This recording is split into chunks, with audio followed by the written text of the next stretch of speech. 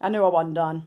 I shouldn't have said I was done in the title of the last one. I should just change it. But I'm almost done. The reason that I am telling and feeling like more comfortable telling is I'm never going to use names. And somebody could like study me hard and figure out who I am and figure out who this guy is ultimately.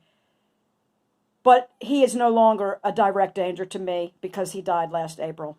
I saw a newspaper article of which I made a clip last year. It's in my Pandemic 2020 playlist about how when you find out your childhood pimp dies, and how do you feel about that or whatever. And I made a 20-second clip, and it was that's how I felt. I was just like, well, I don't think at this point.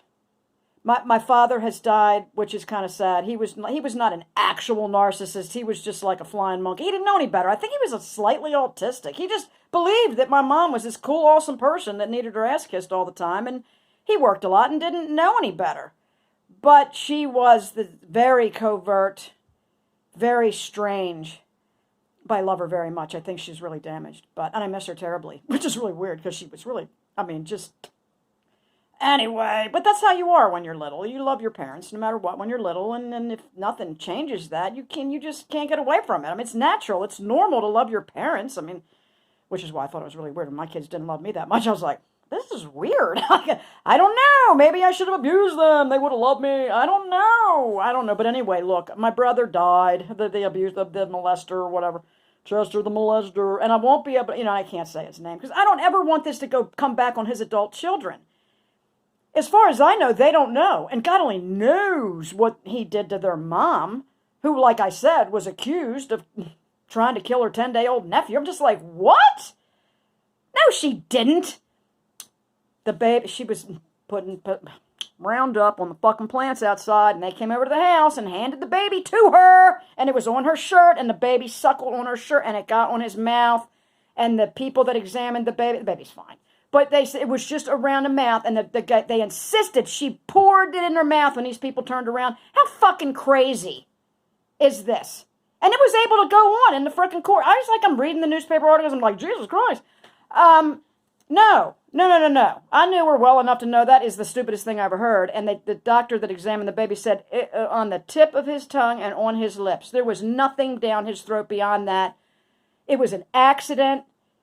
And these people are fucking crazy. And her parents took my brother's side in their divorce years ago. Her dad gave my brother freaking like run of this business that he had.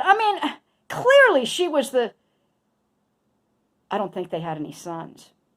And they wanted a son, and they wanted my brother to be their son. When they just pushed their daughter right on out the door after she was a broodmare for him. And the kids, to read their obituary and what they said about him in the newspaper articles, he was the greatest motherfucker that ever lived.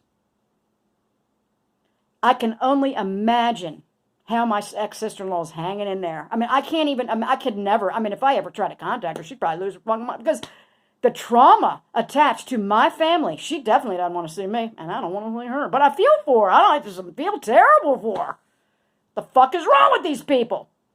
But because the guy died, he's not going to come kill me or send out a hitman.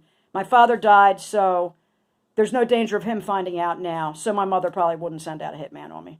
So that's the way I see it. And my birth mother, she's got almost everything she ever wanted, took my kids from me, except my son. So I don't think she's going to be hiring a hitman to put me out of my misery anytime soon. So she can kiss my ass too. And that's about it. Getting on with my life. I'm trying to make my hair orange.